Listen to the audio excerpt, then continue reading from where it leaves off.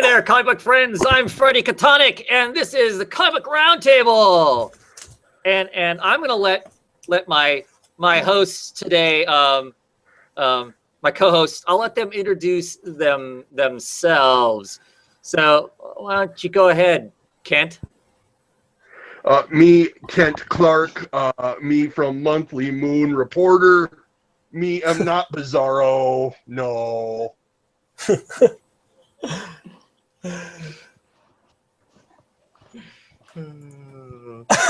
What about you, dummy? I'm just me. I don't know why you guys are even dressed up. So I don't know. And of course, we also have with us, after firing up the bat signal, we have the classic Batman. Hello there, Gothamites. Happy Halloween. Old chum. Oh, yeah. Old chum. Yes, gotta get the old chum in there. Yeah. And for anybody who doesn't know my costume, let's see if I can find it. I was like, did you go pro wrestling this year? Because you look like Bray Wyatt. Holy crap. Let's see here. I'm actually dressed up as a comic book character. Oh. No, it could be the Joker upside down in that Batman. Yeah. And So, Robin there you go. issue. No, I'm going as Freddy from the Wolf comic book. Freddy Catonic, the guy with the facial tentacles. Oh wow. Anyway, it's my rabbit trying to do that anyway. So, last minute costume. Anyway, we're here at Talk Some Comic Books, and we decided this time around that we're going to talk Marvel first, and let's jump right into the Vision, the final issue of the Vision. Now, Luke, you just read just issue 12, right? Yeah, I'm an idiot. I said, screw it. Let's go back. Yeah, I hear you guys. I almost want to hear your thoughts because of that, to be honest. Well, I mean, you guys speak. I mean, I literally hear nothing but good things about it. So it was relatively light week. So I said, sure, why not? So,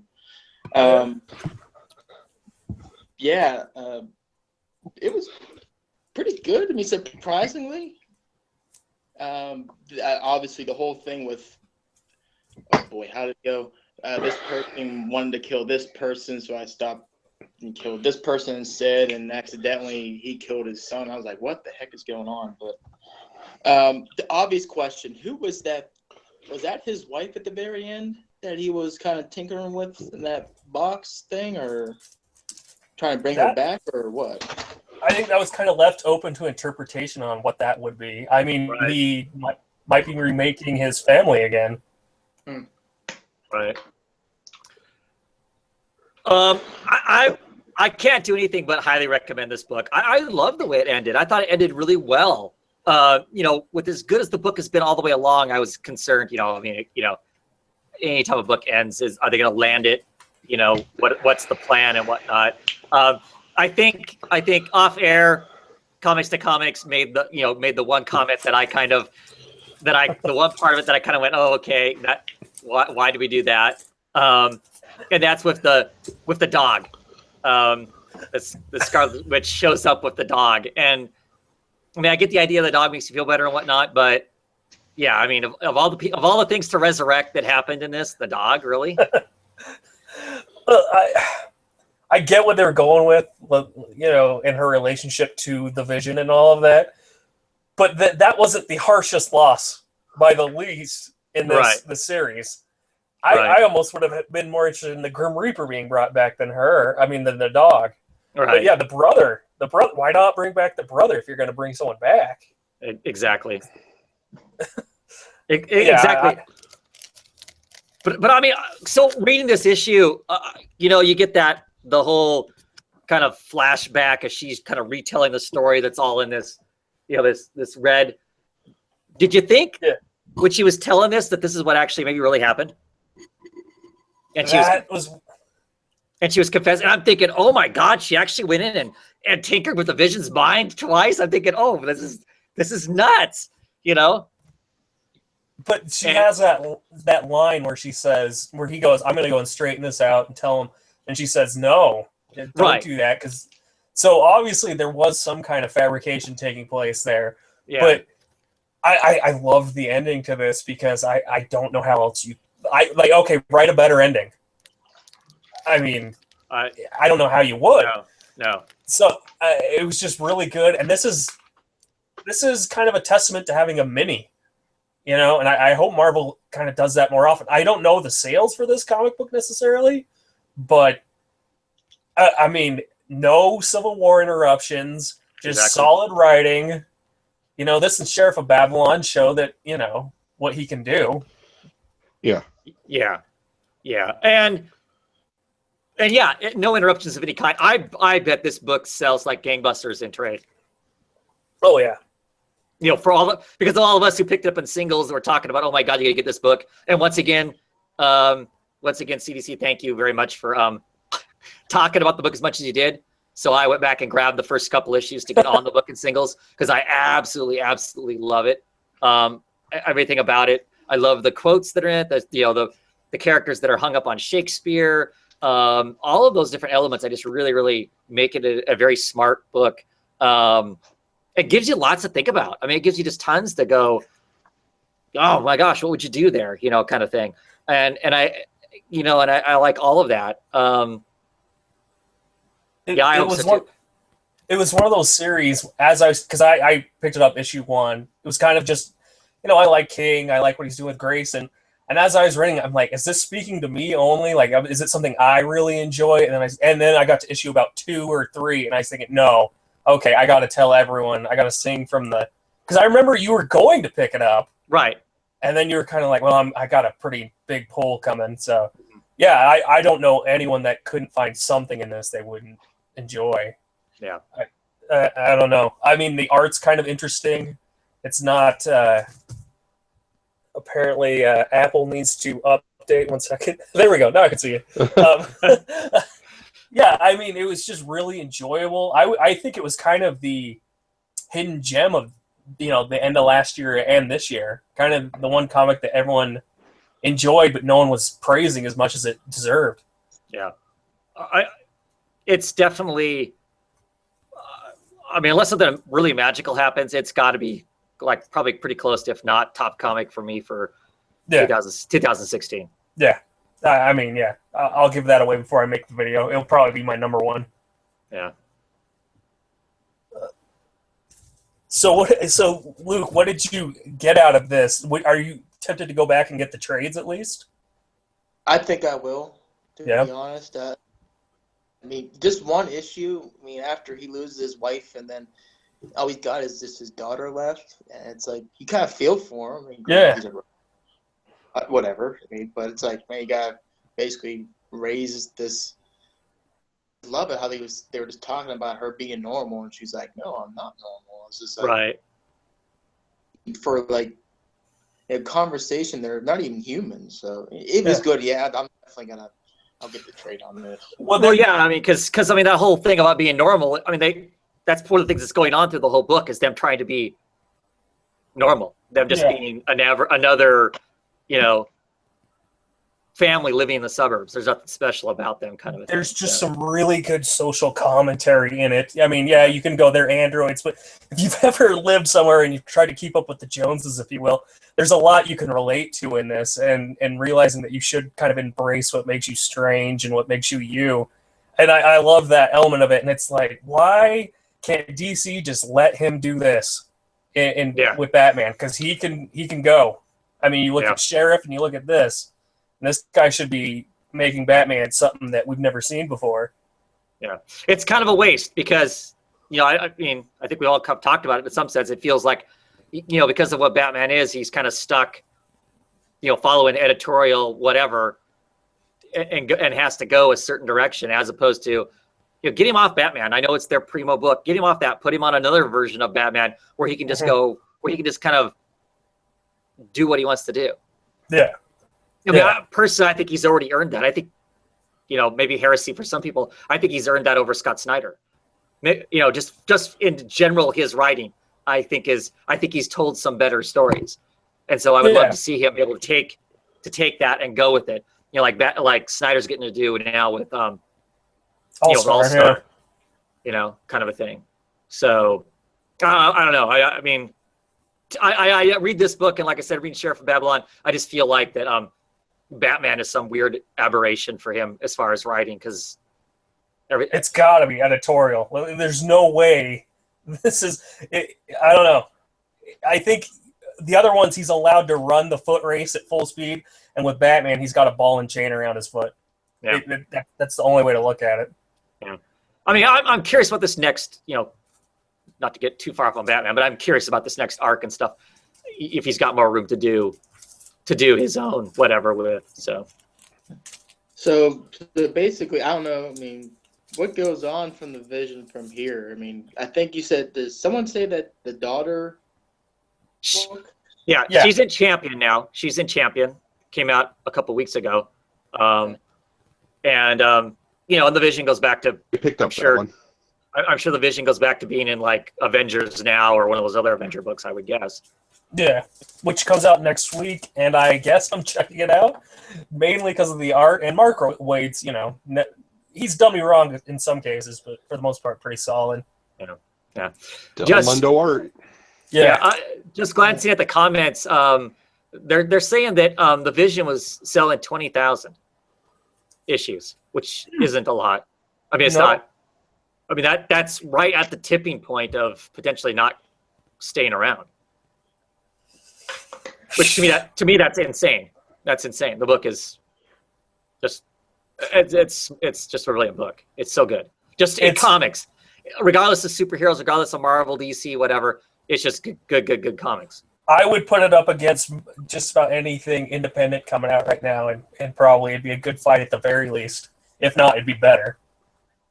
I mean, is it really because he just maybe not as mainstream as some of the other? Oh, that's exactly what it is. Not only that, but that's why he got the free reign to do what he did with this. If this Right. would have been Captain America or something, there's no way. I mean, people are getting mad about controversial things in a lot of Marvel books. Clearly, they're not reading this because this goes places that I think are far more dark than anything else, and no one's reading it apparently, so they didn't come across it. Far more controversial. Well, A yeah, lot of or you know, or it's like a lot of people in the comments. They didn't jump on the book right away. We got about 6 issues in, and those of us that are reading it are talking about it being the best book. And by then, you're like, well, I might as well wait for the trade. Mhm. So, you know, I think hopefully it will be reflected in the trades, the sale of the thing and whatnot. I would suspect that going into the end of the year for award shows and stuff like that, I would be shocked that this isn't nominated for a ton of stuff and doesn't win things out of it. So, yeah, cool. Definitely, Luke. I'd pick up the 2 trades. If the ending was any bit enjoyable, you pick it up. So, yeah. Alrighty. Other Marvel book that I got was Ms. Marvel, issue number 12, and the first, of course, of the Marvel Now. So, kind of another one and done story to some degree. She, travels back to the home country and to try and find herself and discovers she can't find herself someplace else. Yeah. Important lesson for someone to learn. You can't run away from your problems. What I loved about this is this felt like an old school comic in a lot of ways, like when Spider-Man would go to London for an issue and it was just him on vacation. I don't know. Don't you think this story continues a little bit, though?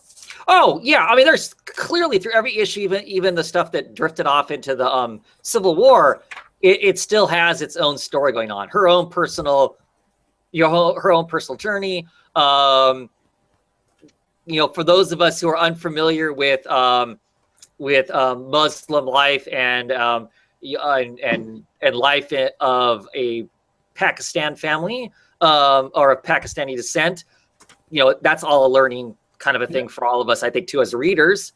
So yeah, I mean, that's, I say one and done, but clearly there's stuff that has to do with prior and stuff going forward. No doubt about it. I mean, it's you could read this and not be lost in and of itself.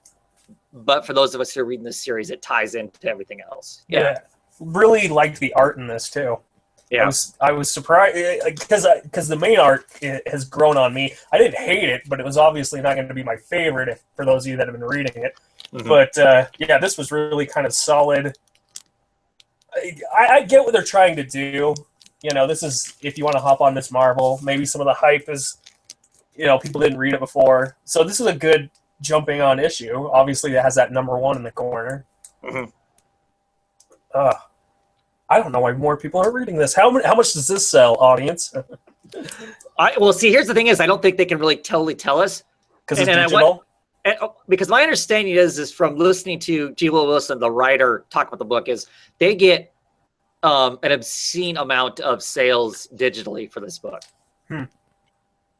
Yeah, I don't know, and I remember that controversy earlier this week that apparently those don't count to some people, but they Yeah. do. I mean, yeah, I forgot what article I read, but it makes up a good percentage of the market when you factor it in. I mean, it Right. was kind of surprising. Yeah. And they still charge as much as a physical print. So Yeah. Well, they'd have to, or else we'd all switch to digital if they Yeah. charge, you know.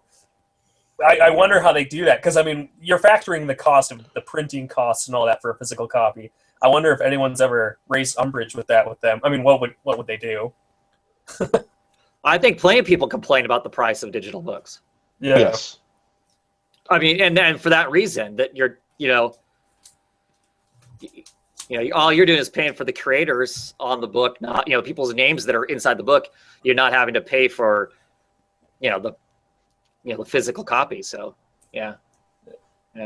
Just a fun series. I mean, if you're willing, I know some people, when it comes to superheroes, they want to read a very specific kind of book, but if you want to venture out of that a little bit, Miss Marvel's the perfect comic to do that. And all of that, it has an old school feel to it in a lot of ways. Yeah. If you're a fan of Spider-Man as a teenager and all that, it really harkens back to that.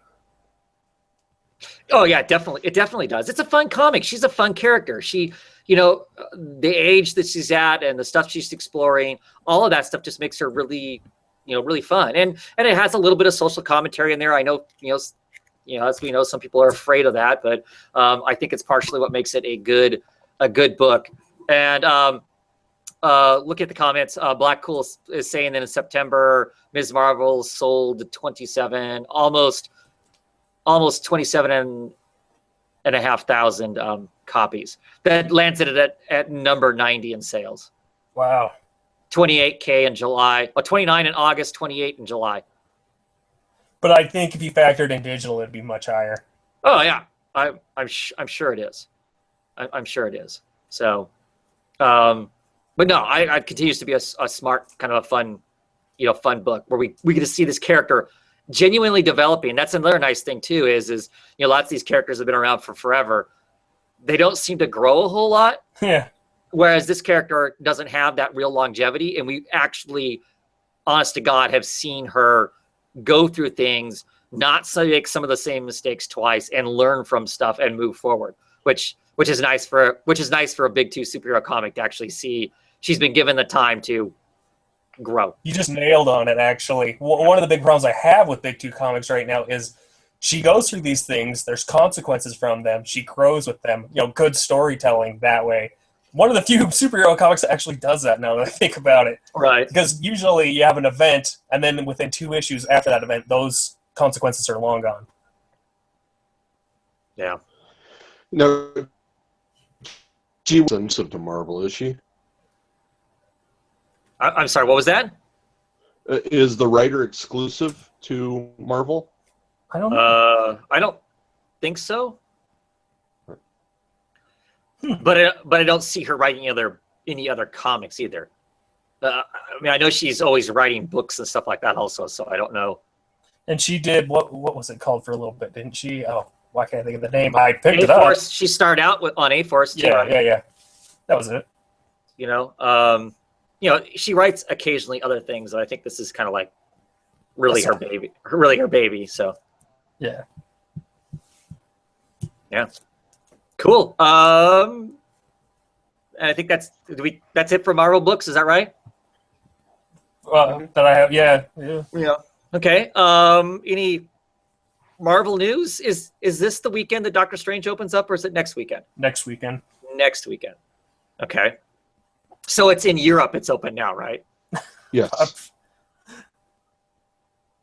Because I could have sworn I see people talking about it. But anyway, I've read some mixed reviews about it, which makes me think I'll probably enjoy it, because anytime anything gets phenomenal reviews, comic book wise, movies, I don't hate them, but they're not. But anytime it gets kind of tepid reviews, I end up kind of enjoying them a little bit more. I don't know why. Yeah. So I'll probably enjoy it. Okay. Any other Marvel type news that's coming Not up? that I think we should address here. Okay. So, yeah. I mean, I really did think about wearing my T-shirt underneath my jacket that I could whip out and I don't know. It was just so stupid. ask. You can ask me about my feminist agenda or whatever. But yeah, we don't need to dip way into that. Other than I mean, I'm only speaking for myself. The whole thing is, what happened is absurd. So anyway, Yeah. I think it's a conversation we've had millions and millions of times, based on inclusion as opposed to exclusion, room for everybody, and the people who want to hang on strictly to the past are what's going to kill us, not the expansion of new. So, Exactly. crazy stuff. So with no real Marvel news beyond that, let's roll into it. I don't really feel like that's Marvel news. That's just comic book news in general, right? Yeah. Let's roll on to DC. Let's talk some DC books. I just realized I forgot what happened to Detective. Hold on. I read it on Wednesday on my lunch. Go ahead. I'm sorry. That says a lot, doesn't it? So did you get an alternate cover for this, Luke? I got both of them. Here comes Albuquerque. Only half the face. Now you know my struggle. Yeah. The bitch to hold up a comic book when your arms don't work very well, huh? Yeah. Yeah, that's pretty hard. Adam West can So- get all those little gadgets. He can't get something to make a comic book fit all the way on the screen. Yeah, Yeah. that's crazy, huh? So issue 943, the victim syndicate, part 1. What do we think? I think it was pretty good. I mean, I think they got to kind of watch. I think, granted, Tim's death to Stephanie is devastating. I get it's anything with Bruce, but Mhm. I don't want to sit there and say that dwelling on it for a little bit longer is not okay, but I don't know. It almost seems like it's almost like a major hitting point, which I get it. I don't say they have to move on from it, but it's just everything's so centered on that. Well, I I think mean, it might take away. Dick Grayson, they didn't mourn him for terribly long. So, I mean, Batgirl did, and some other, but I mean, he was dead for quite a long time to a lot of them, and they didn't. There wasn't mention to him. I just paged through it. Now I remember what it was about, and I liked the Clayface stuff. I liked I really enjoyed that aspect, because I think they should explore that more. I mean, I would almost enjoy a solo series with him, kind of exploring that. But Stephanie Brown, one of my favorite characters in DC. I wish they would kind of change some things here. I honestly think after reading Teen Titans, I would have switched the Robins in the two series. I get that what they're trying to do in Teen Titans, but I think Tim, I get why he's in there, because he's What's-His-Nuts' favorite, right? Right. It's his favorite character. Yeah, so. But Tiny in the fourth. It's his favorite superhero character is that's interesting. Freak. What do you think of the Heavy in this? The villain. Villains. I mean, I don't know. We haven't seen enough of them to really know. I mean, I'm assuming that there are people who've been kind of ran over by the heroes. They've been kind of in the wash of whatever violence that they've gotten into, I would guess. So I'm curious to see about that. I'm curious to see if they try to put the screws to our heroes, because look how messed up I am because of if that's really what they are. Look how messed up I am because you tried saving the city and actually you hurt us worse. Do you think that's what the story's going to be? It kind of seems that way, but I think it's almost a red herring in some ways. I think it's going to end up not being the case, or you can't. I don't know. And that makes me think of the of those characters that were in the Batman and Robin series. You know, like the guy that had the batarang stuck out of his head, and Yeah. you know, some of the 2-bit villains that end up, you know, half beat up and whatnot. So, you know, I don't know. For me, the whole oh dearest me over Tim makes perfect sense, and I have no problem with the amount that's been done in here. Part of the difference between this and Dick is some key people knew that Dick was still alive. Yeah. You know, so if you see Batman walking around somewhat traumatized that someone has died, it's going to affect everybody else, because that makes it very real if Batman's traumatized by it. Yeah. You know, I mean, I don't know what I think of the villains at the end of this right now. I have no idea. I think it's hard to make a good, new, interesting villain. I think it's hard to do. So I'm always kind of apprehensive anytime they introduce a new villain. Happy for it, but I'm always, like I said, apprehensive. But I mean, I like the way the characters will be here. I'm with you. I love the Clayface thing. I want to see more of that, because I've been kind of angry that they teased us at the very beginning when this series first started out, that they were going to explore maybe, you know, Clayface some more. You know, that whole movie theater scene, you know, him trying to grab some of his humanity back and all that. I'm interested in that. And then the last 3 or 4 issues, he's literally just been a tool. He's another thing that Batman can pull out of his belt and use. I mean, for God's sakes, he makes him a suit of armor out of him. Yeah. To me, that's awful. So I want them to go back to treating him like a human being and exploring that. So I like that part. I like them going to the club part of it. That was, I kind of like that part. I thought that was interesting and stuff. You know, I'm curious to see what they do with Stephanie. Does she get past this? You know, but I do like the fact they had Harper Row there, who is living this other life. You know, who has hung up the belt. That's the perfect person to go for her to talk to. That, and I think she's the perfect person. I mean, I know they brought Luke in, but it's almost like she's a perfect fit for the team. What they're looking for. So maybe, and I wonder if that's going to end up being the case. You know, that maybe, you know, Luke Fox won't work out and they'll use Harper. I don't know. I'm still enjoying the book. I'm, you know, curious to see what they do now. I really like the way they use Kate in this. You know, Batwoman works really well. I think they've got a good handle on a voice for her, and you know, curious to see what's next. She's kind of the glue of this run, to be honest. Because without you can't picture Batman kind of being able to work with all these characters in a way that they need to be worked with to kind of explore them more. And she's kind of stern, but still more human than Batman in a lot of ways. And I like the fact that she calls Batman on his shit in this too. It's like, okay, look, before when these people are all getting, you know, you thought they were being attacked and whatnot, you hauled me in to do this, and now that the quote unquote threat's gone, you just want to kind of walk away from it all. It doesn't work that way, you know. Yeah. I mean, I liked her calling him, you know, her calling him on that stuff to go, hey, look, this doesn't, you know, we have to keep working. These people still need, you know, was this really the idea to educate these kids, or were they really just bait to get this, you know, that, you know? And the funny thing is, you could see Batman doing either of those. Right. Oh yeah, probably a little of both. Yeah, probably a little of both. You know. So I don't know. It's been far better than I thought it would be. And if I had to choose between one of the 2 Batman books, it's not really a choice. I mean, I would pick this over. Yeah, same here. It's really good. Same here. So what do you guys think of the portrayal of Luke Fox? It's kind of weird, isn't it? Yeah. You know, him being this garish playboy and like making him almost too much like Bruce Wayne. You know, like it's. I don't know. I mean, it's.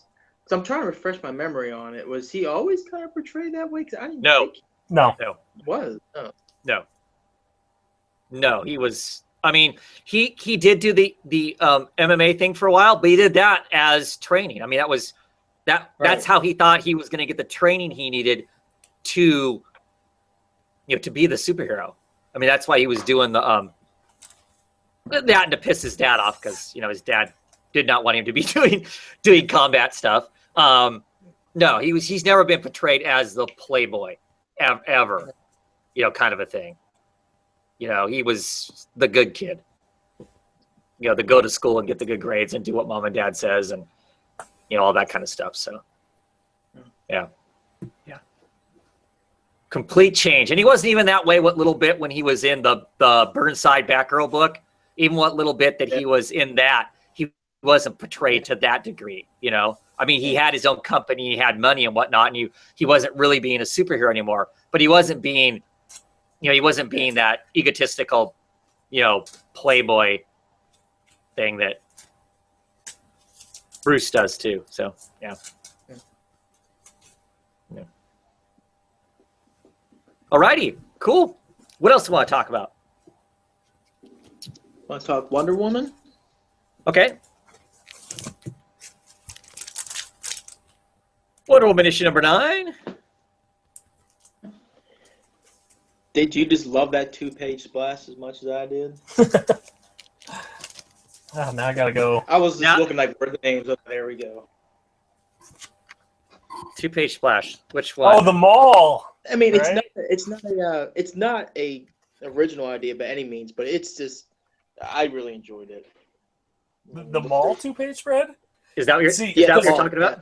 Yeah. Yeah, the mall. Yeah. See, because where I grew up, not terribly far from where I grew up, is one of the largest malls in like North America, Right. and that's immediately what I thought. I was just like, oh, okay. I mean, it's fun reading all the store signs and whatnot because half of them are writers and artists for the, that have been on Wonder Woman in the past. So Yeah. Perez, Chang, yeah. And so that part was fun. Great Scots. I didn't even notice that. Yeah. Boland. I mean, there's just Jimenez. I mean, they're all names of. Yeah. Most of them are. I mean, I noticed that Santa Claus is in there. That was curious. I wonder if that's supposed to be Delirium, right there on the stairs. But I don't know. And that's me right back there. No, I was kidding. Yeah. I mean, that's a crazy busy spread to do that. I mean, he didn't have to do that as an artist. He didn't have to put that much in there. The art in this is, I love it. Yeah. I mean, I always, I wasn't apprehensive, but I was kind of thinking, how is this going to work with the two artists and all that? And it has pretty well. I don't know how you could explain the ins and outs of this issue without really knowing the relationship between Diana and Steve. Because- Well, yes and no. I mean, I think that clearly even if you don't know the relationship, you clearly get that there's been something there. Clearly, there's another guy. We don't even necessarily have to know who the other guy is, but clearly there was another guy, and she kind of explains that in a way, right? That's competition though. Like Superman. Yeah, I would just call it a day. I'd be like, all right. Yeah, I hear you, but I liked it. I liked the sunset, the coloring. It was well written and well drawn. The coloring through there, I really liked. It just had a really warm, rich feeling that added to the whole scene, I thought. I guess I like that conversation. I really like the lines. I'm not to sound big-headed, but I'm really good at loving, but not so good at the romance thing. I just kind of, I like that. I appreciated that. I'm like, okay, yeah, the whole human, what you have to go through to. Well, it just, that's what I meant, is you have to know their relationship on some level, because even though she had this other man, there is something between those two that she doesn't really have with any other character. Right. Even if they are looked at as just friends, for a period of time, there's something between those two that, and I like the fact that it felt like they really had dated. If you've ever dated someone and talked to them after a while, that was a legit. I almost wonder if that was something that Rucka had a conversation with someone else, and then just kind of salt and peppered it with superhero stuff in there. That felt really legitimate. Yeah. Oh yeah, definitely. I love that part. Now I have some questions about the end of this, because at the end of this, of course, they're using Minerva. She's supposed to help them try and find Themyscira. And we had this whole conversation about, is the place kind of exists outside of our world, Mm-hmm.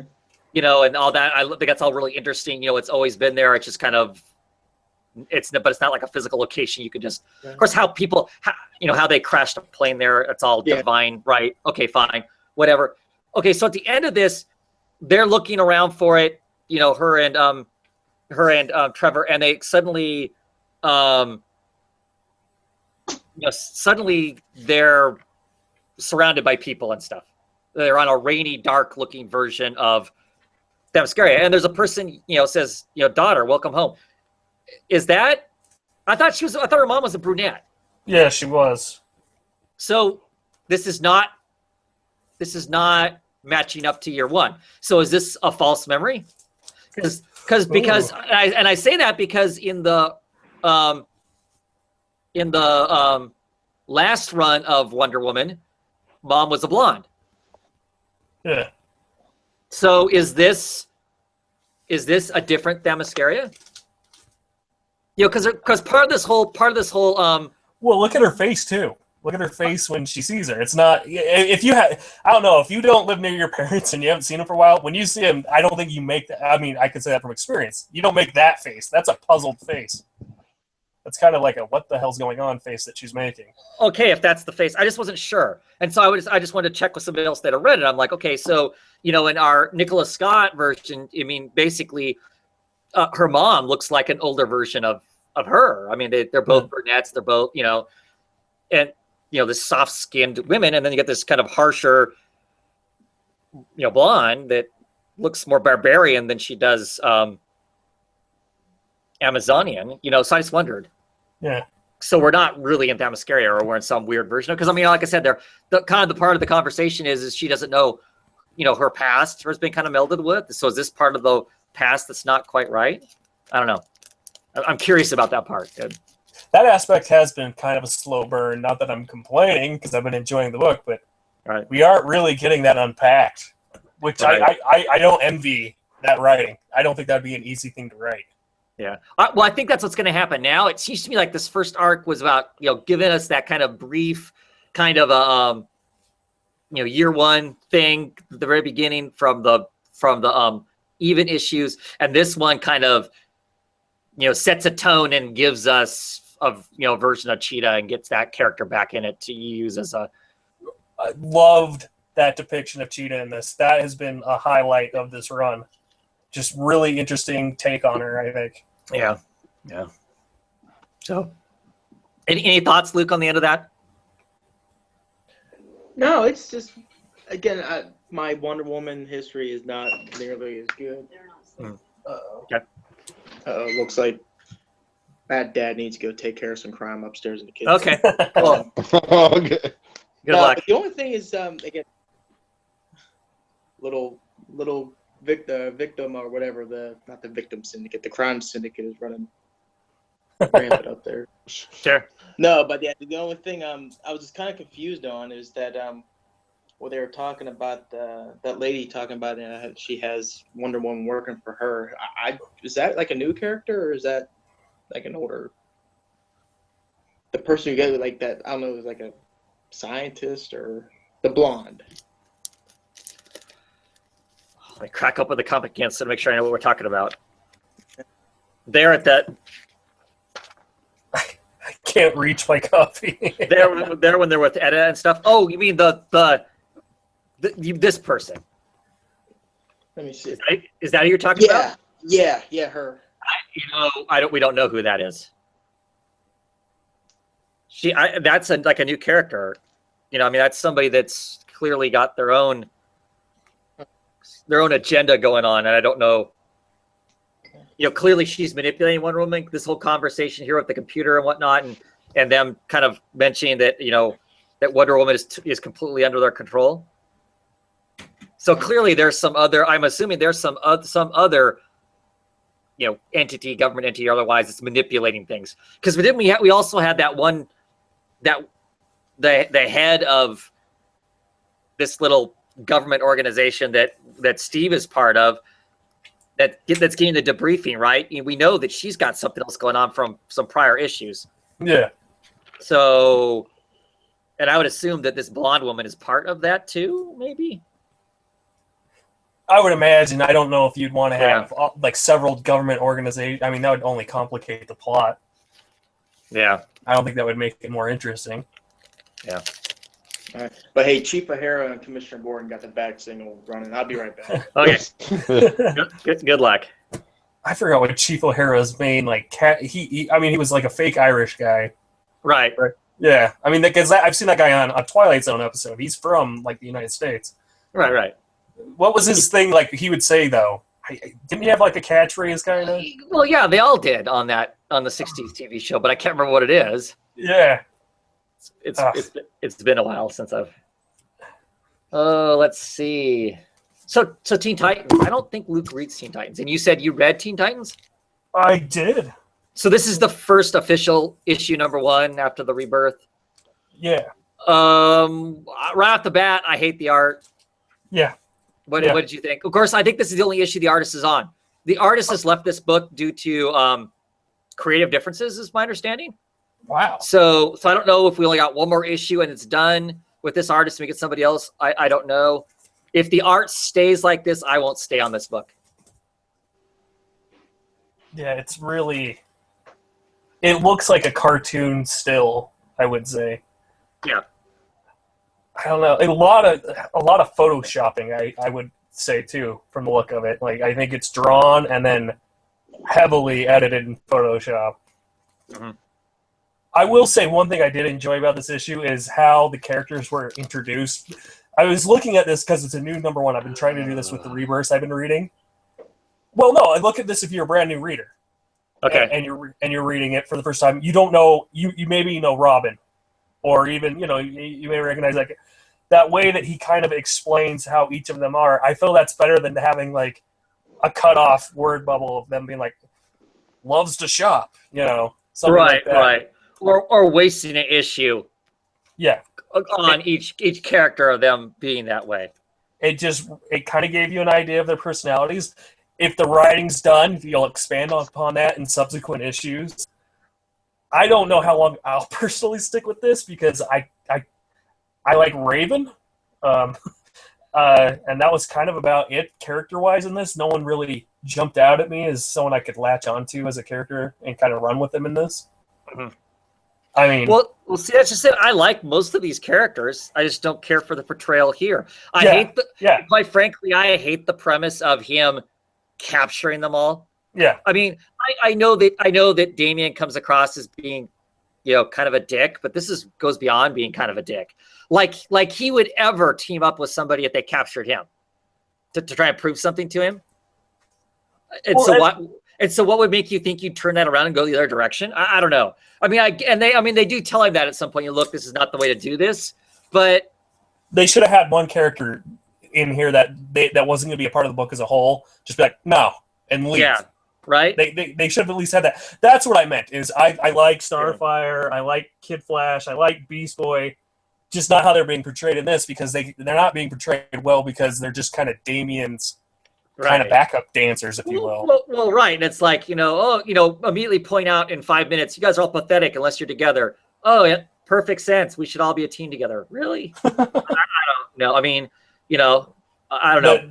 The homework was due the next day on that plot. It felt like almost. Right. So yeah. Whereas I think if I like the art better, I would give it a little longer of a pass as far as, okay, I'll just kind of roll with this and see what it is. This is written by Percy, who also writes Green Arrow. And all the things I don't like about when he kind of drifts off in the Green Arrow aspects that I don't like are kind of magnified in this comic, which makes it hard for me to read it also. I'm showing some of the art because Blackpool in the comments, he commented on the art also. And why the hell is there this little... That's that little line that goes around each of the characters. It's not always the same color, but that's really annoying and distracting, he said. And I agree. There's got to be a better way to separate. I don't know if that's a colorist choice, but to separate the characters from each other. But the problem with doing that little weird line, it looks like you Photoshop cut Robin out from another picture and dropped him on top of this picture, and that's distracting. That's exactly what they did. Well, right, but that's distracting art-wise then, I- because now they don't feel like they're in the same panel. It's like he's Yeah, I standing he's standing in front of a picture of Goliath instead of standing with Yeah. Goliath. And that's I mean, Gotham Academy did that a little bit early on. That's why I dropped it, is because I Right. kept noticing that Yeah. they were relying on the artist. They were relying on the computer a lot more. And not to say that this artist would be great if there was no computer involvement. It's just that really Right. kind of takes me out of it.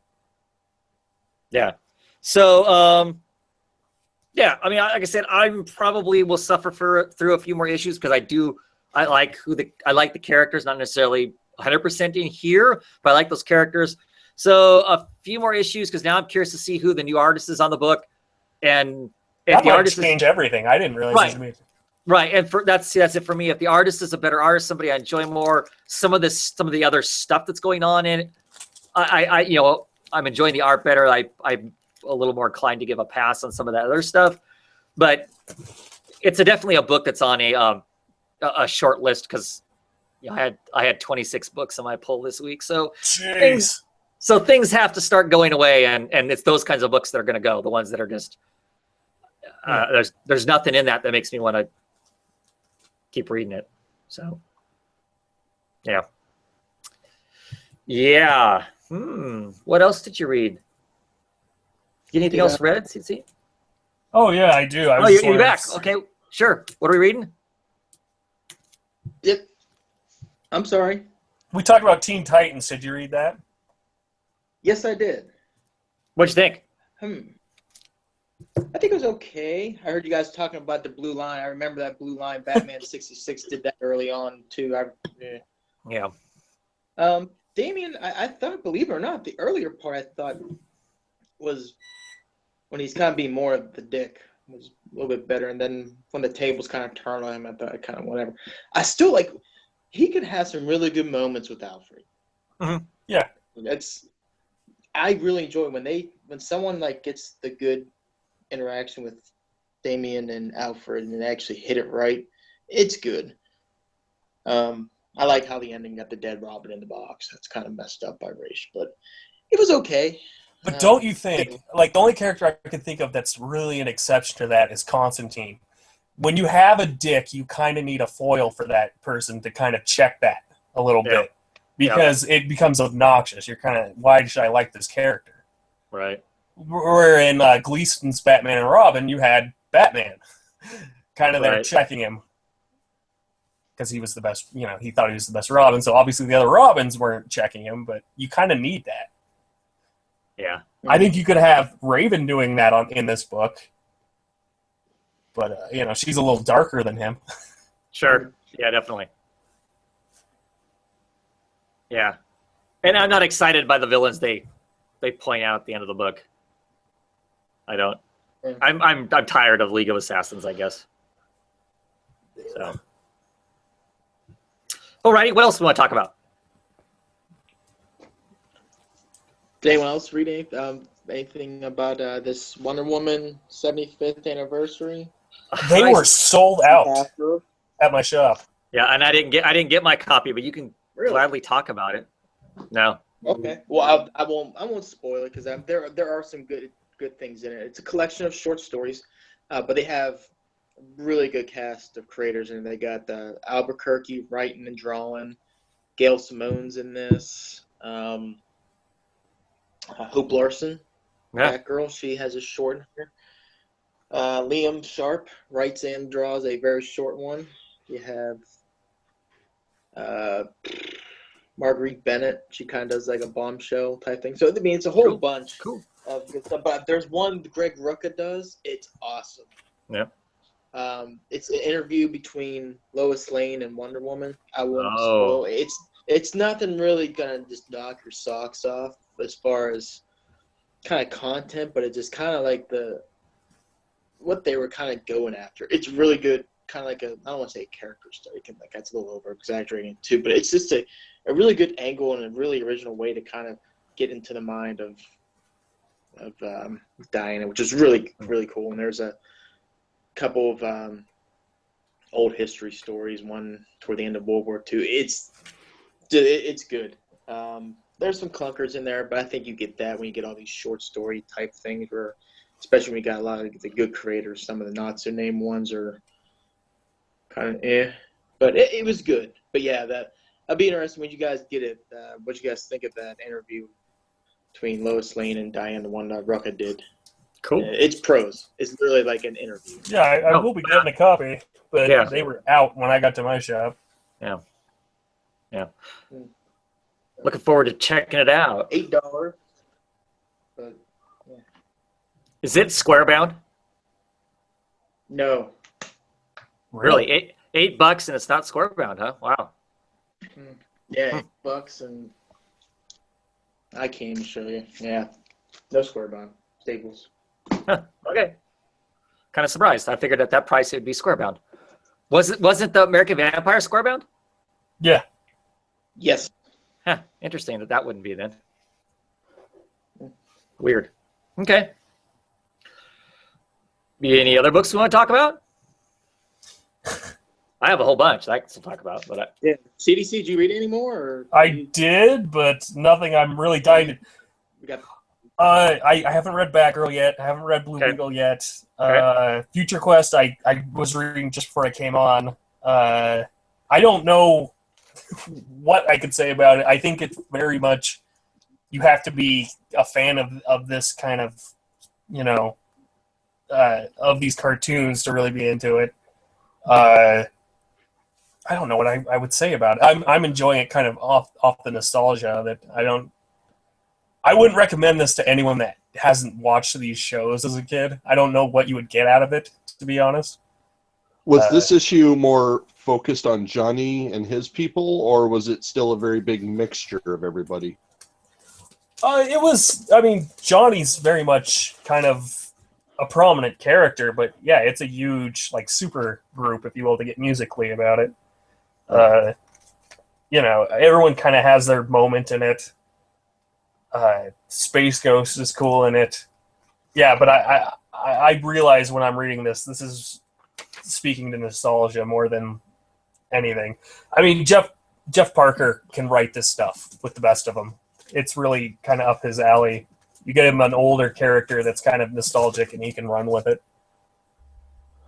Yeah, the only reason I wasn't continuing with it is it was too much. It was kind of like an Avengers book where they want to try and get every single Avenger in. Yeah. So there wasn't enough on certain ones. So that was the only reason why I'm not continuing to read it. And it's still Doc on art, right? Doc Shaver? Oh, yeah. Yeah. I would almost say, yeah, if you're a fan of this stuff, it might read better in trade because you could kind of get that all in one, kind of bite, or even read what you want and, kind of dip out on the parts of the story you don't like. All right. I have a couple other DCs I haven't read yet. I'm really behind on reading my. I put DC last. Are you reading Six Pack and Dog Welder, CDC? I am not, and I kind of regret it because I've heard nothing but hilarious things. Oh my God! Last issue was just perfect. I mean, it was such a meta text on the way comics and reboots and restarts and all that was. That issue was amazing. So issue number 3, Luke, you did read this, right? I am Bator. Ah, yes. So what did you think of issue number 3? Halfway through the miniseries. I like how you got a little bit of a character moment with Dog Welder with the family. I mean, Yes. feel sympathetic. Yeah, you shouldn't be blaming your own kids. I got it. You feel Right. You shouldn't be welding dead dogs to your children's face. But other than that, hey, he's not too bad of a guy, really.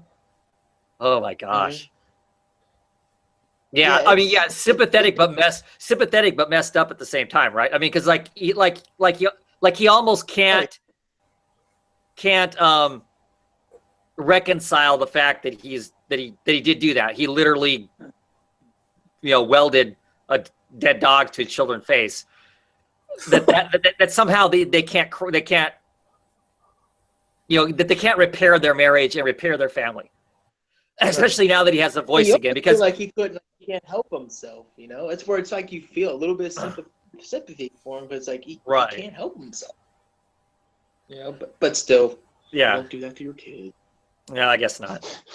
Constantine continues to be brilliant in this. I love his character in this. Is just Oh. you know, he groans. Oh, I can't believe I'm going to say this. I'm going to zap you with the Hellblazer. It's just so funny. You know, that whole part of it, and then of course they end up in the they go to the pyramids, and Constantine's talking about, you know, everybody goes to the pyramids if you're a magician. This is all kind of hack stuff and whatnot. And then they get, of course, attacked by mummy dogs and whatnot. Mhm. Steve Dillon cover, by the way. Yeah. Since how we don't have him around anymore. I don't know if that means we won't get Steve Dillon covers for the rest of the. I don't know how far in advance he had covers done. For anybody who isn't aware, Steve Dillon passed away last week. So, yeah, I don't know. I'm still really liking it. Like I said, this issue number 2, I laughed my ass off all the way through it. This issue wasn't quite as funny. It wasn't quite as meta. It wasn't quite as meta, but it was still funny. I still really enjoyed it. Yeah. Which makes you, yeah, I mean, just wonder where else they can kind of go with this. Which is kind of what we said last time we were getting this. And we said, okay, when this is done, we won't pick it up for a while. And then, of course, as soon as the next one comes out, we're right on it. So, And I don't know. I think it's- adventure. And I like how Constantine, he's there and he's in just like a perfect amount, you know. I mean, he's kind of like you don't want to say the comedic relief, but it's kind of like Well, he's the straight man. He's the straight Somebody man in said this whole that. thing, right? Because he's kind of like he's going to teach Dogwilder something so Dogwilder can kind of move on with his life. And so it's become this big giant, you know, thing. You know, the final page, you know, there's Six Pack, you know, all drunk and saying, "Come on, you mummy beepers." You know, and there's poor Constantine, who's been rebooted so many times that he has a space helmet and a space blaster, which is his Hellblazer, his Hellblaster. And he's like, "Oh God, I used to bloody be somebody." I just love that. He's like shaking his head. I used to be somebody. So he is just such because Constantine is, I mean, he's a joker and all, but he's serious. I mean, Hellblazer's a serious comic. He's a serious person. He deals with real serious stuff. And so for him to be involved in this with these just total nutbags, it's just hilarious that he has to kind of play the, you know, the straight man in this whole thing. It's just, I don't know. It's funny. It's funny. The art is great, and it's just, I don't know. It's Is Ennis writing that? yes. Oh, I should have picked that up. Yeah, Garth Ennis is writing it, and Russ Braun is the art on it, and it's perfect. It's so. I just love that story. So why did you two get a divorce? He was welding dogs to Right, people's faces. right. Yeah, exactly. You know, like I said, you know, John Constantine is hilarious in this because he literally has been rebooted so many times that now, he doesn't even know what reality he's in, what dimension he's in. So he's stuck with this ridiculous space helmet, and every time he goes to light a cigarette up, the space visor comes down, and either cuts his cigarette in half, or it makes it so he can't light it. In this issue, it closes after he's lit the cigarette, so he's now choking out from his own smoke in it. And he's got a big old blaster gun that's called the Hellblazer, you know, and That's hilarious. oh, and he hates it. Every second of it, he hates it. It's like, oh my God, I can't believe I'm having to do this. It's just funny. It's funny. And this Hard Traveling Heroes, this miniseries, all 3 issues of it have been funnier than the last miniseries. The last miniseries, they kind of hit a note and they played the same note every single issue. This one actually feels like it's you know, we are actually moving kind of a thing. Yeah. So I saw him I think last year was just like it was like a bunch of one shots, but kind of connect together. This one, it feels Right. more of like a straight run story, you know? Yeah. And it's hilarious. I mean, I'm at the point now where if this ends and then like 4 months later, they put out another one of these and it's a couple of the other characters, I'll get it. If it's got the same people writing it and whatnot, because this has been funny. It's been really been a hoot. Yeah, if you can find them, I think you'd enjoy it. CC, it's been funny. Yeah. And like I said, that second issue Because the first issue, you kind of get teased that John Constantine's there. I mean, I knew he was there, but I don't know if everybody reading it would know, depending on how well you know the character. But the second issue, we get a full introduction to him, and the introduction is just hilarious. That whole kind of riff on the whole, picking on reboots and starting over and stuff. He just tears into the comic book industry. It's pretty funny. Is there kind of I was softened in those reboots kind of thing too? Well, yeah, some of it, yeah. I mean, it's a whole bunch of stuff like that. Like I said, he's been rebooted so many times he doesn't know what the hell he is. So now he's got this, like I said, he's got the space helmet. Now he's like a half space adventuring kind of it's just funny. The funny thing is, you could see them doing that with Constantine. Him in space. Oh, absolutely. Oh well, yeah, or Constantine, 2099 or something like that, right? Kind of like they did with Jonah Hex when they had him. He's back in the day, and then they jumped him forward into being a space bounty hunter, right? Yeah, that was post Infinite Crisis, right? Yeah. So yeah. Can't you see them doing that with Constantine too? So yeah. Like I said, it's funny. It's pretty funny. So let's see what else I want to talk about that. I don't want to spoil anything. Well, if you're going to talk about Batgirl, I could just take off my headphones because I can't see a damn thing. Cool. We'll talk Batgirl for. All right. Yeah. Hey, you almost got the whole cover on there. Wow. So, Batgirl issue number 4. Teacher Knows Best. I think this is probably. I mean, I don't know. A lot of people don't. Not really a lot, but I hear some complaints that maybe just the theme of the story and maybe the colorist isn't helping Albuquerque out that much in this series. But I think this is probably his best art. I really enjoyed it in this run. Yeah, I really enjoyed the issue. I think as a whole, to me, it really felt like this issue really hit its stride. Mm-hmm. Yeah, I mean, I definitely enjoyed the art and stuff. So. Mm-hmm. It's just, I mean, it's a bummer. I know he's got, I think, 2 more issues left, then he moves on. But I've seen what the new artist is going to do. It's pretty decent. But yeah, it's good art. What do you think about this whole organization thing? Kind of working for this teacher or whatever, and. Well, right, kind of a loose organization because they're out. So we got basically a cocktail that if you take it, it amps your brain cells, and of course, I think it's fairly common in Asia that you in Korea, Japan, some of those places you have these like final exams, and the final exam kind of marks you for life. If you do not score well on it, you don't get into the right universities, which means you don't get the right jobs, which means you don't get the right marriage, which means you're going to live potentially a crappy life.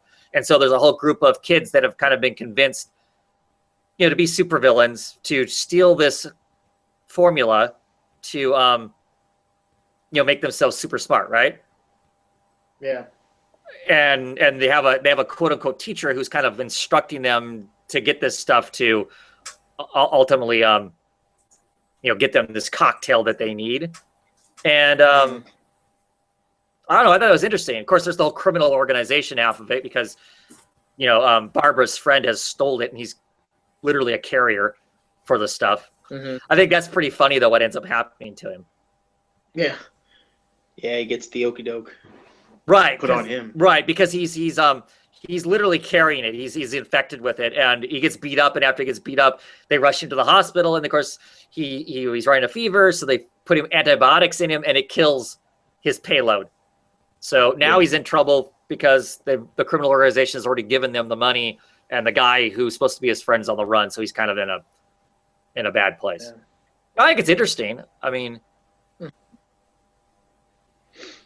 it's still better than that last run, but yeah, it's. See, I was kind of. I don't want to say hesitant going into this, kind of the whole, Babs in Asia thing, but it actually turned out to be. It's been pretty decent. I mean, I still want to get her back, to. Well, and I think she is coming. I mean, I think she is coming. This first arc is her kind of traveling around, and then she's going to go back. Yeah. She'll go back to Gotham. I'm sure that's going to be, going to be the case and whatnot. So I'm okay with an adventure that's someplace else. Yeah. Oh, absolutely. It's just, she's out of her element as far as culture and whatnot, but she still finds a way to kind of keep her wits and what makes her strong as a character, which I'll give Larson credit. This is something where it might be unpopular, I'll say it, but I just didn't think Fletcher hit what made Babs Babs. And I think Larson, to her credit so far, is actually doing a pretty good job of that. Yeah, she's moved her closer back to the Barbara Gordon that any of us have been reading the character for a long time or more familiar with. I think they've kept some of the fresh facedness of her that was introduced in the Burnside run, which I don't think is a bad thing. But then they dialed back some of the what seemed like real immature kind of weird stuff about her that was also in that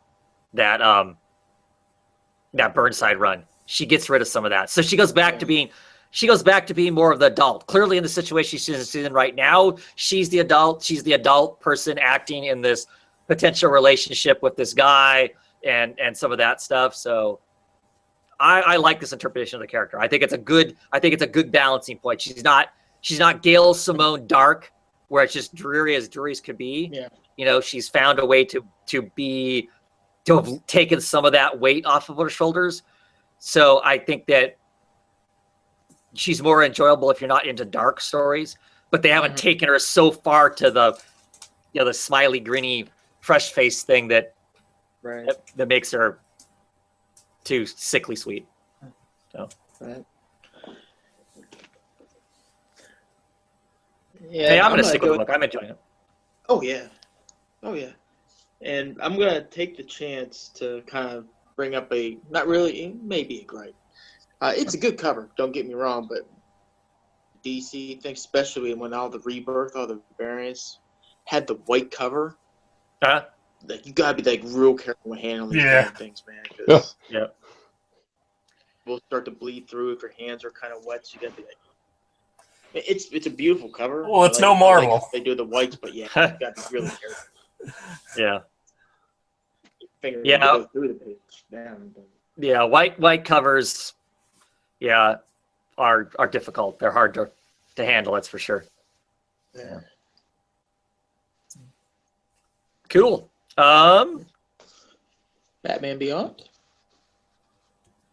Are you reading Batman Beyond, CDC? No. Cool. So, the official first issue #1. What you think, Luke? I thought that the concept they were going to do with the Joker's thing, especially feeding off the corpse of Joker, it was interesting, but I was kind of hesitant to see how the concept could be executed, and I still kind of feel that way, but I dig the whole Joker's gang and kind of what they're doing on the local community, and and you really see Terry McGinnis here kind of fallible in here. I mean, granted, going up against a formal foe, I guess, all Joker, Venom, whatever, but sure, right, yeah. But it's good to see. I think sometimes when your hero gets knocked down to a more normal level every once in a while, but I think the art was goodness. I think the story was pretty good, and yeah, I really like this Joker's thing they're going for. Yeah. So the basic kind of concept is that since McGinnis has been gone, and that comes out of the whole what was that called? What, Future's End? Yeah, Future's End. Thank you. The Future's End. Of course, for a while he wasn't Batman Beyond. He was gone. He was sucked off someplace. He's back. He's a little rusty because he hasn't been around. He hasn't been Batman for a while. And he comes back, and there's the ghetto area of one part of old Gotham has been taken over by a gang that calls themselves the Jokers with a Z. And they basically are modeling themselves after the greatest citizen of Gotham, as far as they're concerned. And we find out that the leader of the Jokers actually has the corpse of Joker that it's not animated. He's not alive, but they're keeping it from decaying further, with the hopes of at some point reanimating Joker. And he kind of explains how the Joker is the real citizen, the great citizen. Everybody wants to be the Joker, because everybody, will say they want to be Batman. They won't admit to the fact that really everybody wants to be the Joker because, when your neighbor, messes with you all the time, you kind of want to be the Joker and take him out. When your ex-girlfriend does something to you, you want to be the Joker and take him out. When your boss is horrible to you, you really want to be the Joker and take him out. Not Batman. You don't want to be the good guy. You want to be the bad guy, which I thought was all interesting. So there's this whole massive neighborhood where the Jokers are all over the place. There's like thousands of them. And some of them are, beefed up on Bane juice, so they're like these, hulking Jokers. And they thump McGinnis really bad. He has to run away. And of course that's a victory for the Jokers. They think that they're the best because they've chased off Batman now. But yeah, it's interesting. And now McGinnis has decided that he can't beat him, join him. So we'll see how that goes. He's turned himself into a Joker and he's going to go hang out with the Jokers. And because one of his friends has been kidnapped she was doing some community service, going door to door, some social service work, and they kidnapped her. For what purpose yet, they haven't really said, but like I said, I'm like you. I like the art, Bernard Chang. This is a decent Jurgens story so far. And yeah, I'm pleasantly surprised and enjoying it. I'm going to hang around for a while. I kind of like the concept too. So, did anybody get this miniseries, The Vigilante Southlands? No. So I liked the character of the Vigilante way back in the 80s and whatnot. Used to collect all of those. Yeah, I was probably one of 10 people that actually collected the Vigilante back in the day. So this kind of sets up a whole new Vigilante. It's got nothing to do with that character, really, to the best of my knowledge at this point. It's about a guy. He's like an ex-basketball player. He still plays basketball in his free time, but he tried going semi-pro. He played in the Europe leagues, whatever. He's a janitor at this school. He has this really beautiful girlfriend, fiance. I don't think they're married, but she's into some protesting stuff. She's actually broken into this company and like steals some paperwork or whatever. And then she ends up getting ran over. Somebody runs her over on purpose. And we find out this character is like this basketball guy / janitor at this school. Everybody feels sorry that his girlfriend was ran over. And he starts looking into his girlfriend. He's never really paid attention. I mean, he really likes to sit around, smoke pot, and play basketball. That's what he really likes to do. He's never really paid that close attention to his girlfriend. He starts going through her stuff now that she's dead. He finds this locked box, and inside this locked box is a vigilante costume and this like ball and chain that's got the balls can be electrical charged and whatnot. And he has no idea what that's about and stuff. And the issue is really all kind of set up for, there's this company that's doing something with the water and the water rights in Southern California, which is a real issue, ripped from the headlines, kind of an issue as far as, water in California, their droughts and stuff like that. And this first issue is kind of a setup for him to start embracing maybe that he's going to be the vigilante. He doesn't know what his girlfriend was into, but he's discovered that his girlfriend was ran over on purpose. He's trying to figure out who it is. We also find out that his dad, who he's estranged from, and he's like re-hooked up with, his dad like deals in the criminal element. He's like a fixer of some sort. And so he's kind of swallowing his pride and having his dad help him track these people down so he can ultimately probably become the vigilante. It's kind of interesting. I like the first issue. Like I said, a lot of setup to get us to maybe he's going to be this guy, but we don't know exactly what's going on, but kind of interesting. Give it a shot because I like the old character. I don't know, like I said, I don't know that it'll tie into the old character at all. 6-issue miniseries isn't going to hurt me too bad as far as, how long I'm committed for it. So I figured I'd read it for a little bit. So. Any other books you guys want to talk about? I will say, I know that you guys are not really a big fan of Suicide Squad. I'd be kind of interested to see what you kind of think of this one once you read it, because I think this one kind of toned down. I don't know, is it the thing that kind of bothers you guys the most? It's just normally just action for action's sake and maybe not a little bit What character book? What book is this? Suicide Squad? Okay. Suicide Squad. Yeah, I didn't read this issue. I just don't care. I've got it, but I haven't read it. I just don't. Quite honestly, I don't care for anything about it. I'm not a big Jim Lee art fan. It feels to me like Jim Lee kind of draws that he wants to, and then Williams is stuck writing a script around whatever it is that Jim Lee draws. At least that's what the first 4 issues felt like to me. So I'm really not enjoying it because I know Williams can write an interesting story.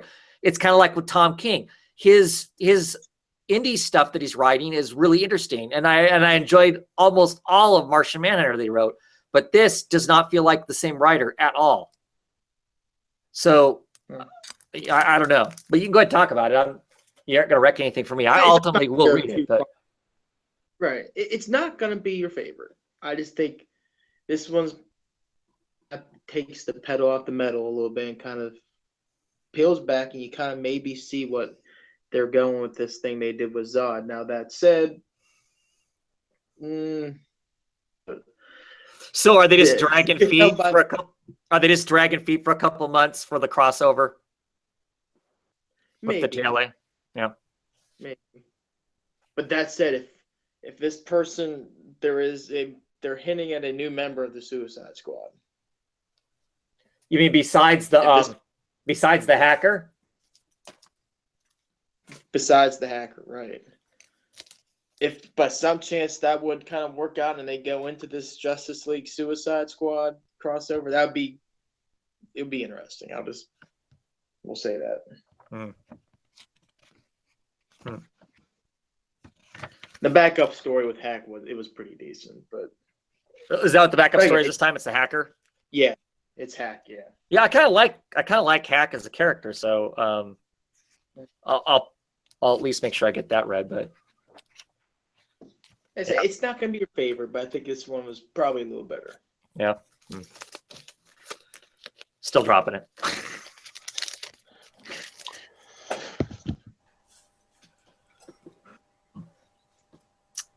Alrighty, well, I don't got any other DC books that I need or care to talk about. So,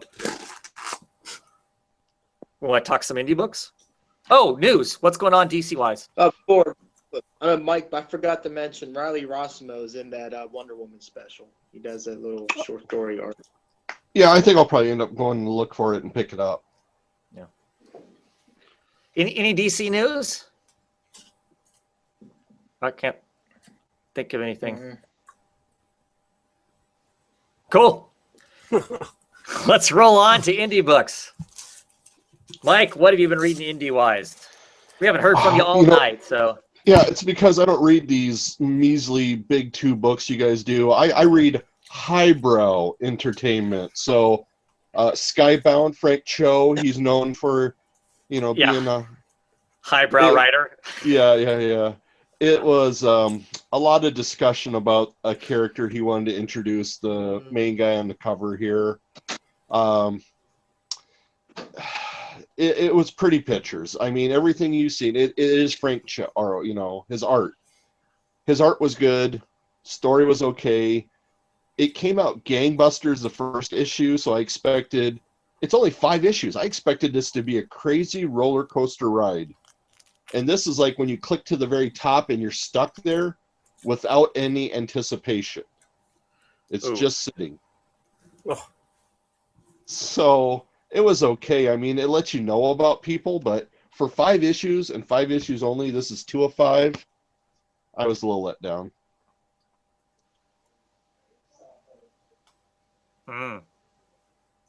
Yeah, I don't know. I've got non-positive opinions about that whole Frank Cho thing, so that I guess I'll keep to myself. But well, and I mean, a lot of his stuff is busty women and porcelain men and that kind of stuff. But I don't have a problem with that. Right. Cool. That's what it is. I can embrace that for being what it is. Like the whole thing with him getting off of the Wonder Woman books and whatnot. To me, almost felt like a sales pitch for this book. Yeah, I could see that too. Yes. And just that seemed very unprofessional. That whole thing went. So yeah, I don't know. Well, and I would say it was kind of like what you said too. There's some artists that just inflame also to get the topic as Right. popular and then drop off Twitter. So Yeah. So, at any rate, bummer that it's so you got 3 more issues of it, and you don't know there's going to be anything there. well, no, I'm sure his next one will be another explosion, but I'm just worried there's still another Talking Heads book, because if I could see if I could find yeah. So I mean, you get this, you just get this discussion, and yes, Tom King can do that and make you enthralled. Frank Cho is not there yet. Okay, he's no Tom King. Okay, He's not Tom King yet. right on. Cool. So, CDC, what did you say you read Indie Wises? Well, I can talk about this, but then I gotta dip out. I'm so sorry. Okay, that's cool. I apologize. I try not to do that, but No, you're fine. Lake of Fire. Is anyone else reading that? Sweet. No, I'm not. Kind of regretting it. Kind of regretting it. I'm enjoying this more. I will say, if I was going to be slightly critical about this series thus far, it's starting to feel more and more like it's Walking Dead and the Crusades minus zombies, but with aliens. I was kind of hoping there'd be a little bit more of an intelligence behind the aliens. You know, and that could still happen down the road.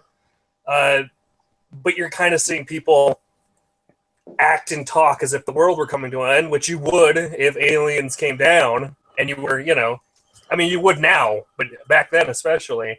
Right. I'm enjoying the art.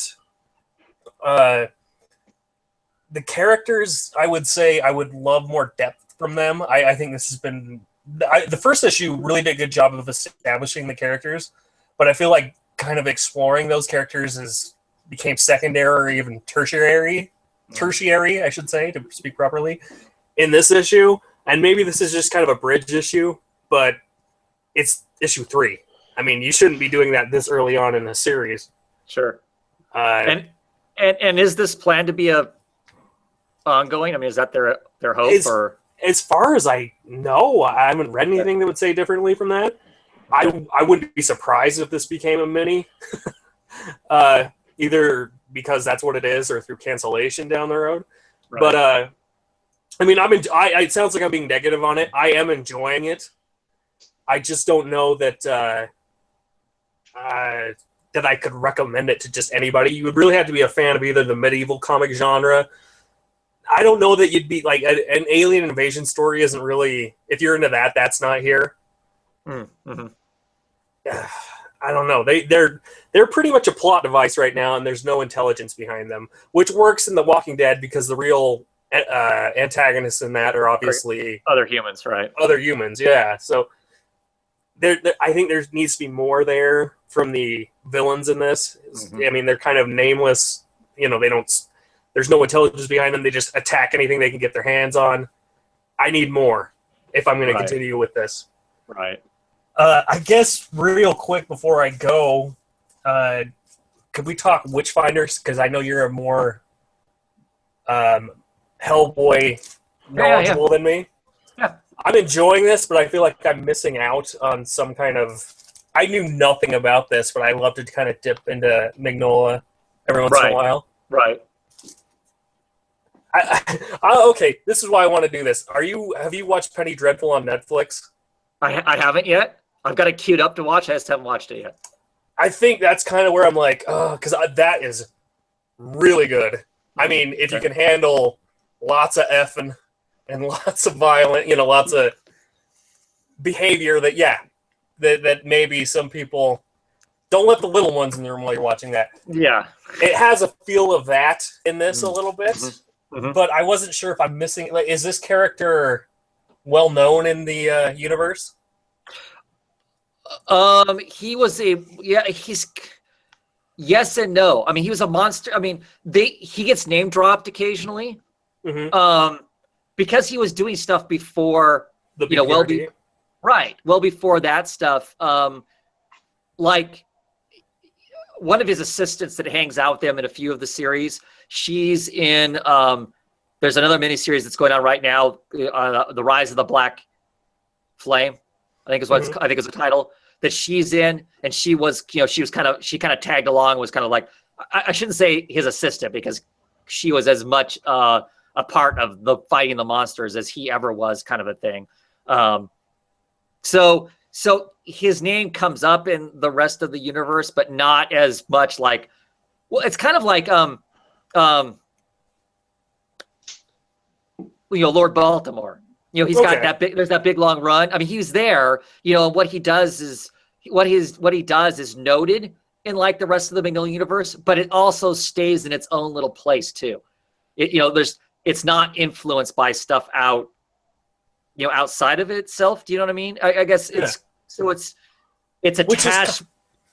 Which is kind of its appeal in a lot of ways, because I can just read this and not. Yes. That's what I was wondering is if It's set up the same way as Lobster Johnson. Okay. As Baltimore. You could read individually any one of those things and not read anything else in the Magnolia universe, and it's contained. It's contained within itself. That's awesome. But at the same time, the main, like the BPRD seems to be like the main universe, and it's enough in the future that they will reference those other stuff. Like they'll be looking at old journals and go, oh, Lord Baltimore, blah, blah, blah, or whatever, kind of stuff will pop up, in it. So yeah, you could read just that stuff and never read anything else in the Magnolia universe. Easy. Down the road, when you do watch Penny Dreadful, we need to talk, because it's like my kind of show and it's your kind of show, and I'd love to have that discussion. Cool. I sincerely apologize to everyone. I try not to do this to anyone in Hangouts, but I have to go. No, yeah, no problem. No problem. It was last minute. Appreciate you coming on and talking some books. See you later, guys. Bye. See you, dummy. See you, dummy. Are you Red Fox all of a sudden? Elizabeth. Coming to meet you. Yes. Oh, awesome. Okay. Frostbite? Go ahead, Mike. Yeah, Frostbite. Right on. One of the few times what you see in the cover is what's in the comic. I thought that was pretty interesting. Yeah, almost exactly, wasn't it? Yeah. I love the art in this book. Yes, yeah. And I remember you originally talked about it. That's what sold me on it. And the story is good. I mean, it is a short one, because I think it's only 5 issues or 6 issues. 6 issues. 6 issues. Yeah. But this is going fierce, and this is what I'm talking about. When a book is short, this one packs in so much. Mm-hmm. There are breakdowns where there's discussion and characters get in deep, and it's wonderful. But their action was pretty cool too. Like when they decide the punks decide they're going to rip them off, and that girl instantly draws a knife and takes his throat. So yeah. Does not hesitate. Yeah. We find out that Frostbite is exasperated by heat, so her doing all the suntans or the sun whatever, that's actually really bad, and now she's finding out about that. Yeah, she rents a heat room. It's called a heat room. Basically, set in this room, they crank the heat up really high, and you're setting, and there's like one of the walls is painted with a beach scene and whatnot, so you can get that whole on the beach kind of feel and enjoy yourself. But yeah, the main character actually has frostbite, this contagious thing that people are all afraid of and whatnot. And the person that they're hauling to San Francisco has some knowledge about how to fix people. Yeah. One of the things I thought was interesting is because, of course, this whole world is set we're in the next ice age. I mean, pretty much they're in like LA, and it's like what, 3 or 4 below or something like that. Yeah. And it's 10 below. So J-Rocks, I hope you're ready for this weather. Right, because it's going to be damn cold, dude. Yeah. So, and of course, the expert on the frostbite disease is like, really, this ice age has saved us. We'd have a mass extinction if we were back in the old time climates. Pretty much the world would be dead already. I mean, all humans would be dead from this disease, which I thought was really interesting too. Yes. So, Because the frostbite, it's fatal. It's from the inside out that, when you finally see the symptoms, you're pretty much already dead. So Yeah, huge chops to Louis NCT, who's the colorist. He does this kind of, because clearly they're in this place where it's cold, bitter, snowy, icy, and just does a really good job of, if you picture like the city scene, for instance. To me, it just reminds me of, like, if you want to reference movies, it's like if you took Blade Runner and then put it in the Arctic. It's that kind of that kind of a feel to it and whatnot. And here's our main character. She's suffering from the frostbite disease, which just looks scary, sinister, and whatnot. But yeah, I don't know. You're right. It's cool. The action's there. You get these conversations that fill it in.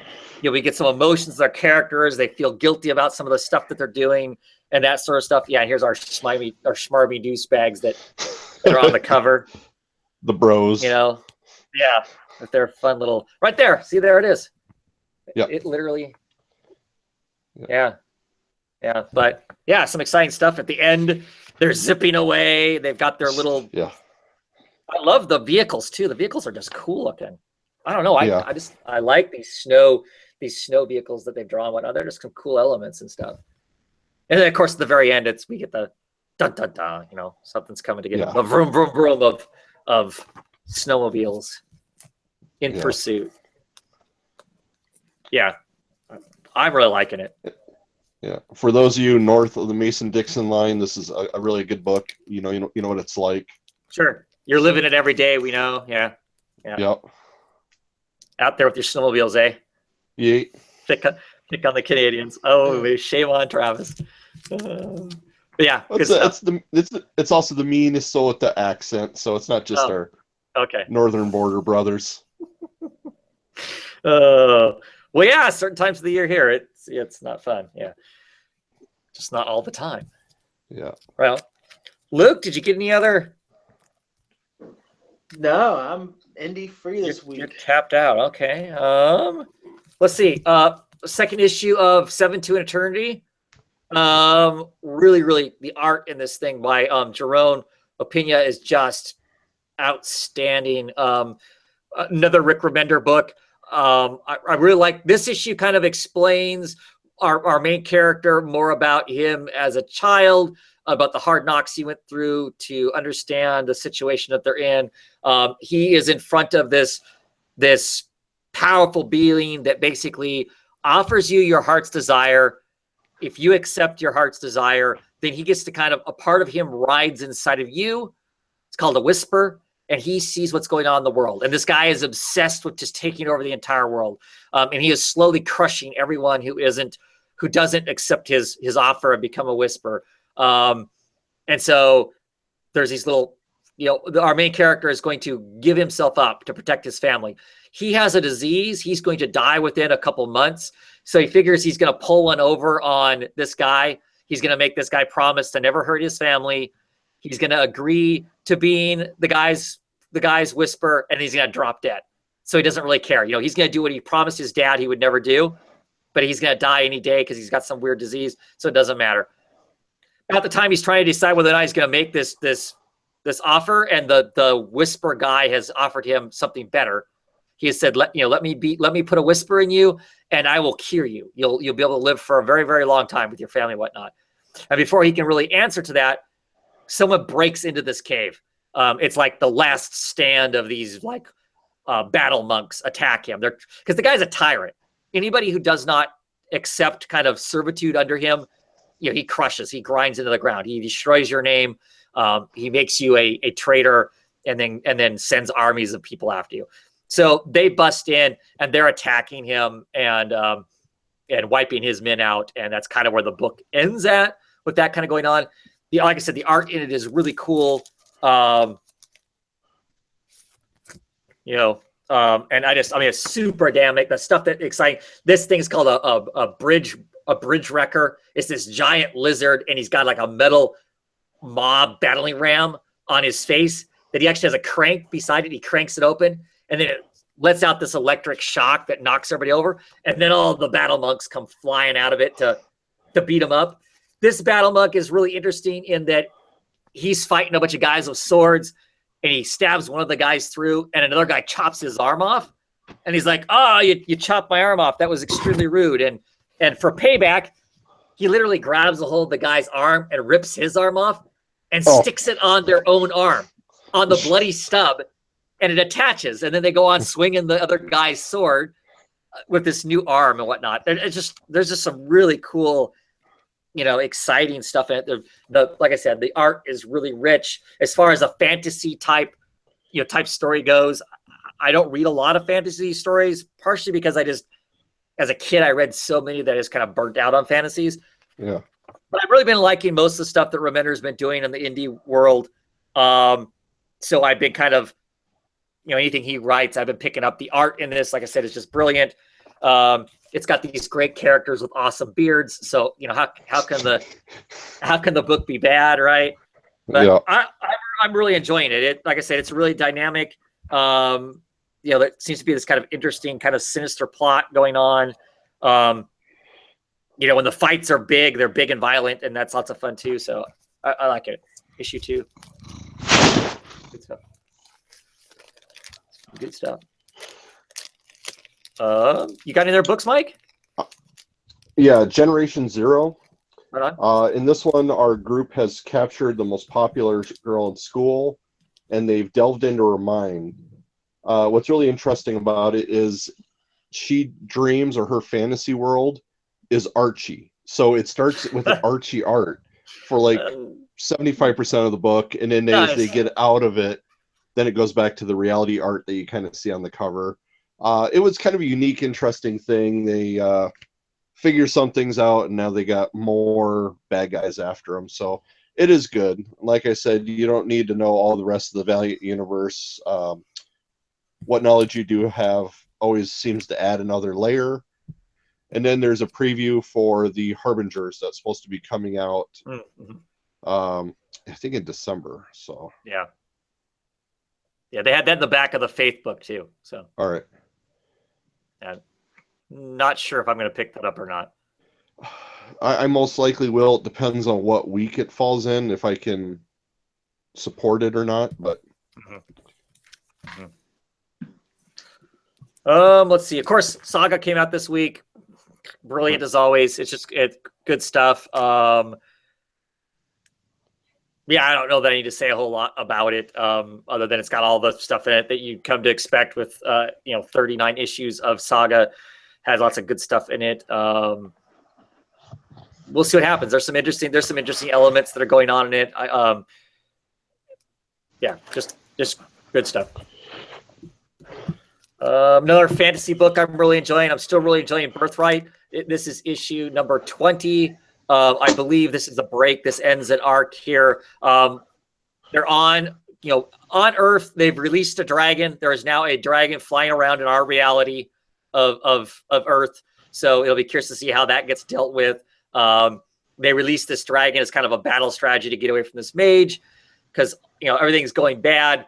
We find out that Mikey possibly isn't really the savior of this mythical world of Taos that he was stolen away to. That the scripture, this holy prophecy that was found that gave everybody hope to find Mikey, is actually a rewritten prophecy from even farther ago.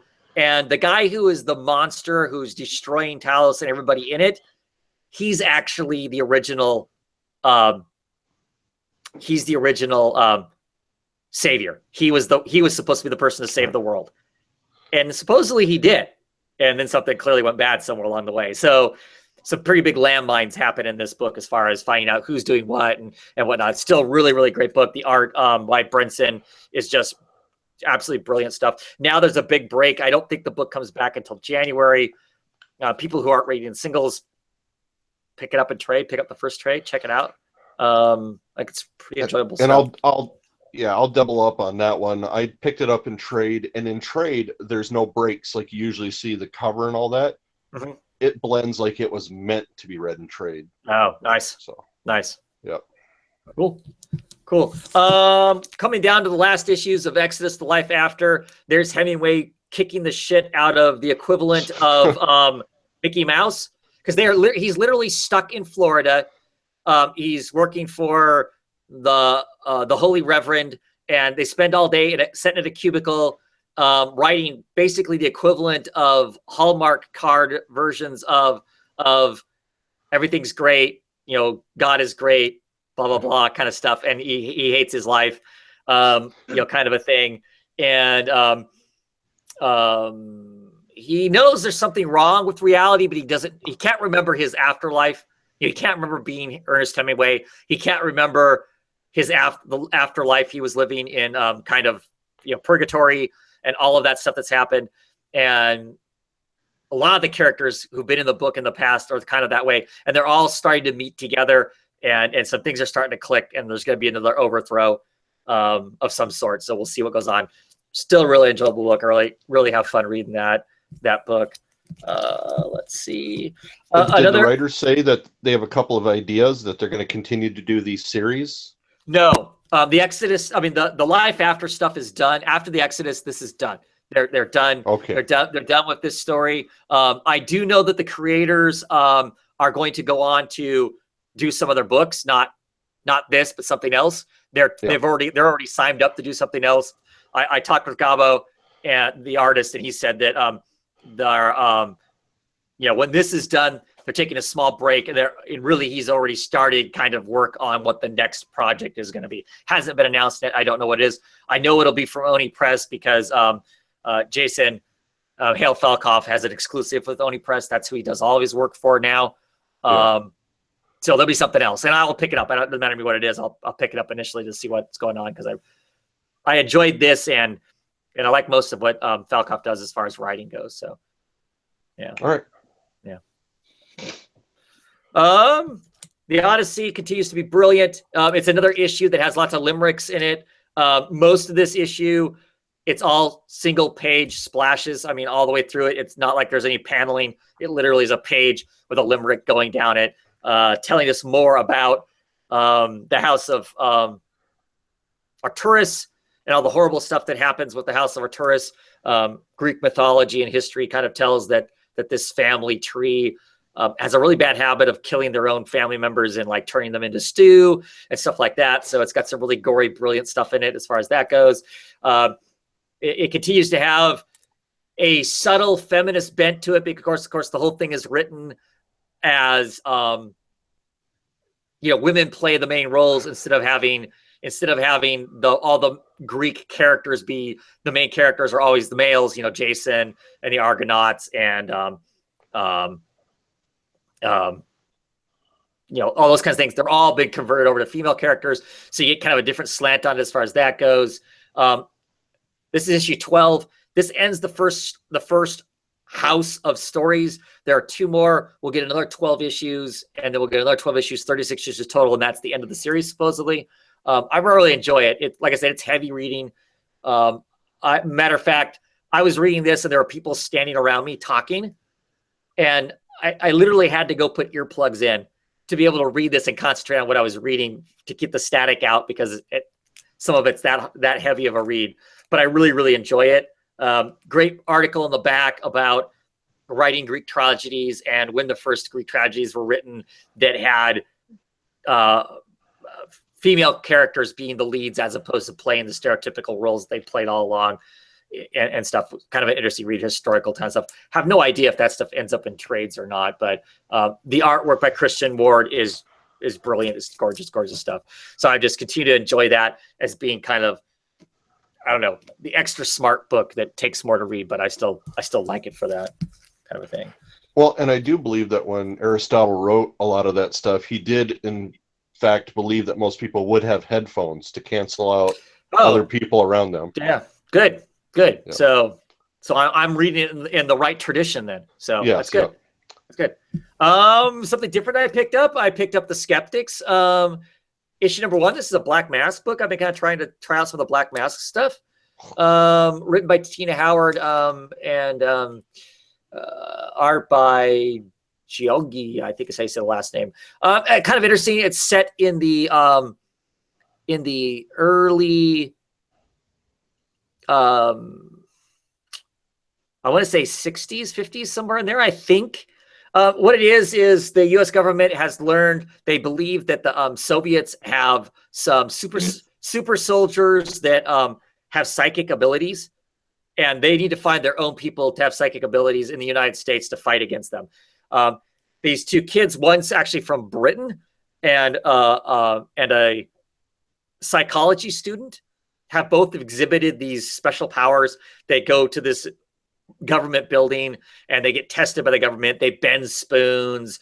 They can, read pictures in their minds and do all this crazy stuff. Well, you find out it's all a charade.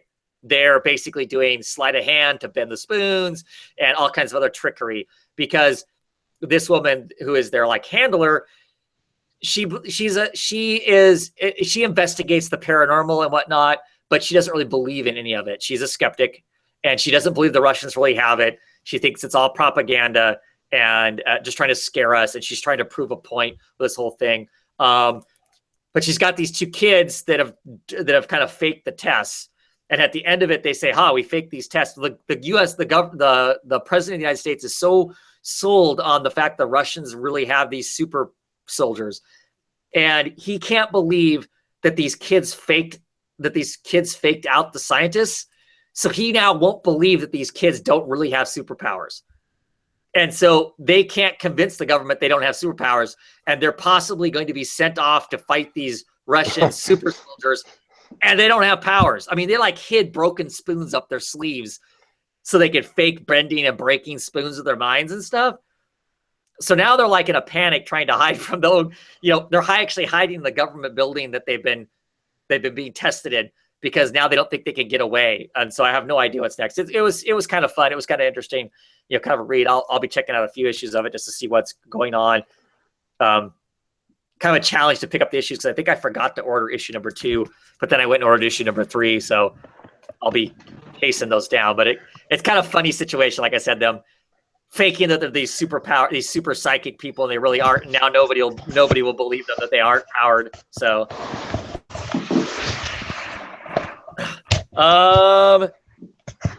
picks up the latest issue and the final of the arc of American Monster, issue number 5. I don't know. It's been 3 months since number 4 came out. There's some really gross and creepy stuff in here. We kind of are dealing with this kind of pedophile person who this high school student is making money off of, and it doesn't just imply it. It gets really creepy at one point in the book, so that's kind of, you read that part of it, and you feel like you need to take a shower afterwards because it's just really kind of skeezy and gross. And I'm not sure. I mean, is it written that way for us to feel that way? Is it written that way to titillate us by showing us some taboo thing that we really shouldn't be seeing? Or what? I'm not sure exactly what the point of that is, to taking it as far as they did. So I mean, part of me as a reader is curious about that, as to, what's the voice? Is that, what do they really want to do with that part or not?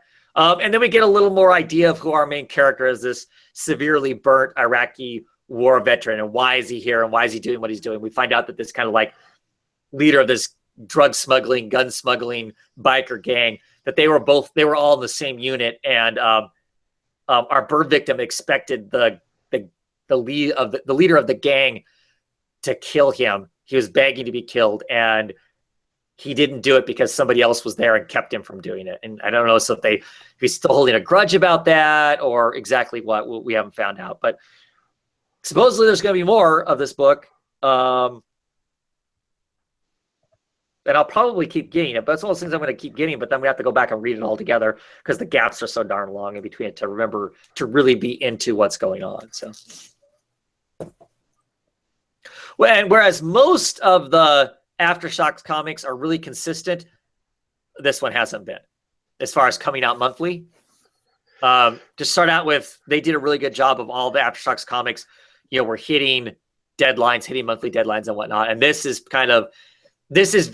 comic is venturing more into the realm of indie comics that irritate me, where you just never know when the hell another issue is going to come out, kind of a thing. And that frustrates me. So, and I think that's it. I've got a few other books, but I'll talk about them. Any indie-ish kind of news? That's I can think of. I have yet to watch The Walking Dead. I'm not sure that. I mean, it got spoiled for me immediately, literally Oh, yeah. live as it's happening. I actually turned on Twitter and I was following people who were literally live tweeting the entire episode as far as that goes. Oh. So I know who takes the bat. And at this point, I'm not sure that I need to watch it now. I may just skip that episode and watch the next one. I know who gets done in, so I don't need to know that I need to see that brutality. But Yeah.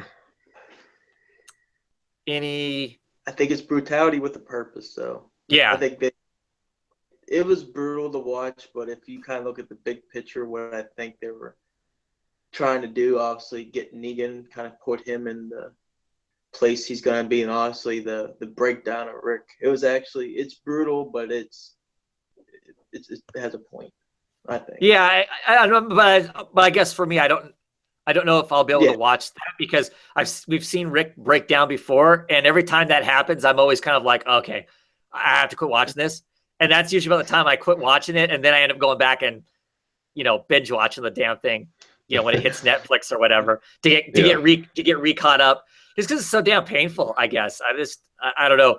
There becomes a point of, I mean, I like the show, but sometimes that's hard to enjoy because it is so brutal, I guess, kind of thing. I mean, that means it's good, but I don't know. Sometimes it's tough. So I never wound up watching. I mean, I have it saved on my DVR, so I don't know though.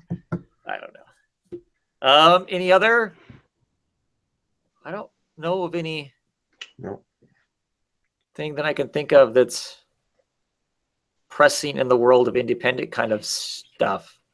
So, is that it? Anything else we think we want to talk about? My tentacles, my tentacles have gone completely flat. I don't know.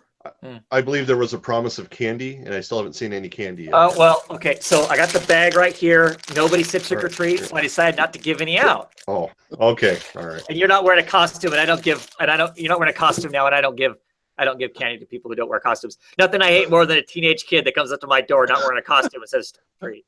Yeah, Sorry, man. all right. But I do. I have it. Butterfingers. Oh, all right. Good stuff. Next year, I'll know to ask right away. And I'll have this bag sitting here next year for you.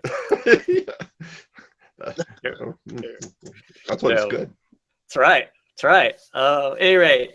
So, well, with that, I guess we'll call it a night. Thanks, guys, for coming on and Mhm. and chatting comics and dressing up and hiding off camera and everything else and talking some books. Let's see. Yeah, next week I'll be around, so I would suspect we'll have another show. We'll talk about some more comic books. And with that, we're gonna call it a night. Thank you all for watching, and see you next time. Happy Halloween. Ho ho Happy ho! Halloween.